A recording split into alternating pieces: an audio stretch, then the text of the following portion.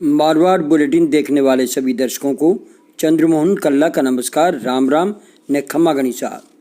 राजस्थान की राजनीति में फिर एक बार उबाल देखने को मिल सकता है।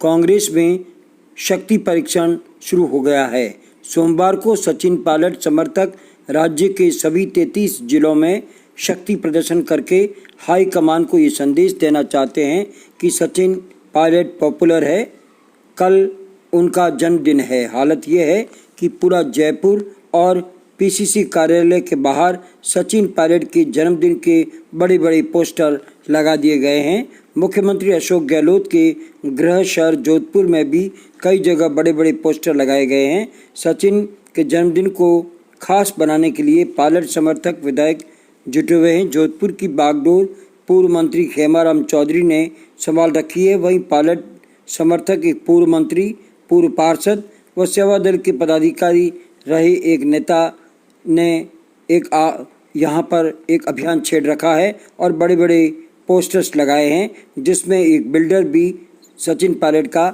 समर्थक बताया जा रहा है, जो आगे आकर के कामकाज कर रहे हैं। जोधपुर में मुख्यमंत्री अशोक गहलोत के गृह शहर में सचिन पायलट के समर्थक अपनी ताकत का एहसास अशोक गहलोत को कराने जा रहे हैं। यहाँ पर जहाँ रक्तदान शिविर होगा, वही गांव में बड़े भोज का आयोजन भी हो सकता है, लेकिन कोरोना के कारण आयोजन करने के लिए जिला प्रशासन शायद ही इसकी अनुमति दे रहा है।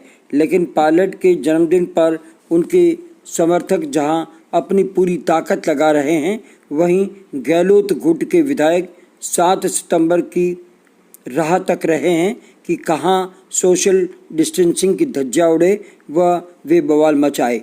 दूसरी ओर ऐसे शक्ति परीक्षण को कई दिग्गज इसलिए भी गलत मान रहे हैं क्योंकि अभी तो हाईकमान ने अजय माकन को प्रभारी महासचिव बनाया है और इस मामले में बैठी जांच समिति ने तो अभी काम ही शुरू नहीं किया है।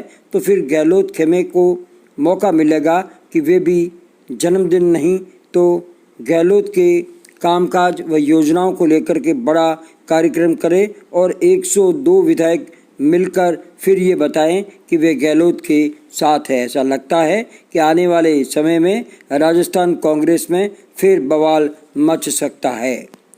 जोधपुर में सड़क किनारे खड़े होकर फास्ट फूड बेचने वालों को कर्फ्यू के दौरान रात 8 बजे से पहले ही घर भागना पड़ता था। उसके पहले ही लॉकडाउन था, सो उन पर भूखमरी के हालात पैदा हो गए थे। अब जब कर्फ्यू की अवधि बढ़ाकर 10 बजे कर दी गई है तो फास्ट फूड बेचने वाले ठेला चालकों को आर्थिक संबल मिलने लगा है। जालोरी गेट पर खड़े एक ठेला चालक जो कि वहाँ पर फास्ट फूड डोसा और इडली बेचता है, जिसका नाम कैलाश है, उसने ये बताया कि अब हमें कुछ राहत मिल रही है कि हम रात को 9:30 बजे तक अपना सामान बेच सकें और लोग खाने के लिए भी आ रहे हैं। जोधपुर में लगातार तीसरे दिन भी भारी बरसात हुई। इस कारण सड़कें पानी में डूब गई और कई जगह तक कमर की ऊंचाई तक पानी बहता रहा। वहीं सड़कों पर खड्डे हो गए, जिस कारण फिसलकर गिरने से भी कई लोग चोटिल हुए और माइंस में जहाँ जहाँ खड्डे हैं वहाँ पर बाढ़ के हालात हो गए हैं। जोधपुर में एक मकान जोशियों की गली में गिर पड़ा, जिससे एक व्यक्ति घायल भी हुआ है। जैसलमेर में भारी बरसात से बाढ़ के हालात हैं। जोधपुर से एसटीएफ की एक टीम बचाव के लिए वहाँ भेजी गई है। जोधपुर में कोरोना का कहर जारी है। रविवार को भी दोपहर तक 126 मामले सामने आए हैं। अब तक कुल 14,198 मामले सामने आ चुके हैं। अब तक 202 लोग अपनी जान गंवा चुके हैं। रविवार को भी करवड़ पुलिस के एक एएसआई समेत 2 जनों की मौत हो गई। जोधपुर में लॉकडाउन के दौरान केवल 20 जनों की मौत हुई थी, लेकिन अनलॉक जोधपुर में 98 दिनों में 182 जनों की मौत हो चुकी है। सितंबर माह में अब तक कुल 30 लोगों की मौत हो चुकी है, जो कि औसतन प्रतिदिन 5 है। जोधपुर जिले के लोहावट उपखंड के बापीणी, देचू और लोहावट में गरीबों को सरकारी स्कीम का आर्थिक संबल देने के लिए जो गेहूं वितरित किया जा रहा था, उसमें बड़ा घोटाला सामने आया है। इस स्कीम में कार्मिक खुद ही उनके हक का गेहूं खा गए हैं। जांच में पुष्टि होने के बाद रसद विभाग के अधिकारियों ने ऐसे सरकारी कार्मिकों को नोटिस जारी कर धोखाधड़ी के आरोप के विभिन्न थानों में मामले दर्ज करवाए हैं और नोटिस में स्पष्ट किया गया है कि धारा 420 के तहत आपके विरुद्ध मामले दर्ज करवाए गए हैं। TV show Tarak Mehta fame Nattu Kaka के गले की सर्जरी होगी। नट्टू काका को किरदार निभाने वाले एक्टर घनश्याम नायक को अस्पताल में भर्ती करवाया गया है। उनके गले की सर्जरी होगी। उन्होंने लॉकडाउन के बाद भी अभी तक शूटिंग शुरू नहीं की है। घनश्याम पर उर्फ नट्टू काका के ग्लैंड्स की सर्जरी होगी। उनके गले में गांठ डिटेक्ट हुई है। नट्टू काका के फैंस को उन्होंने आह्वान किया है कि महाराष्ट्र सरकार जिस दिन 65 साल के ऊपर वालों को शूटिंग की इजाज़त देगी, वो शूटिंग पर जाएंगे। संसद सत्र शुरू होने से पहले कांग्रेस में फिर बवाल मच गया है। अब चिट्ठी लिखने वाले नेताओं ने सोनिया गांधी से स्पष्टीकरण मांगा है कि अध्यक्ष पद पर आप ही रहेगी या राहुल गांधी को बैठाएंगे या चुनाव करवाएंगे। सोनिया की जीवनी लिखने वाले रशीद किदवई ने इसका खुलासा किया है। मुख्यमंत्री अशोक गहलोत की पोत्री अश्विनी गहलोत की आज वर्षगांठ है।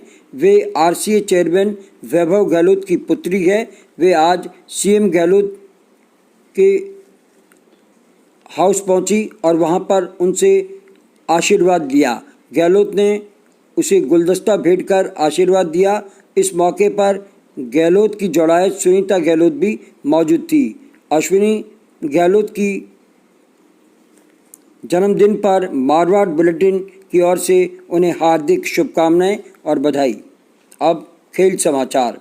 पुंगलिया फाल्कन क्रिकेट एकेडमी आगामी 13 सितंबर से under 14 box single wicket cricket का आयोजन करने जा रही है, जिसमें भाग लेने वाले सभी खिलाड़ियों को रंगीन टी शर्ट्स दिए जाएंगे। फाल्कन क्रिकेट एकेडमी के खिलाड़ियों को इसके पंजीयन शुल्क के रूप में 500 रुपये का शुल्क देना होगा, जबकि एकेडमी के बाहर के अंडर 14 खिलाड़ी इसमें भाग ले सकते हैं। उन्हें 700 रुपये का शुल्क देय होगा।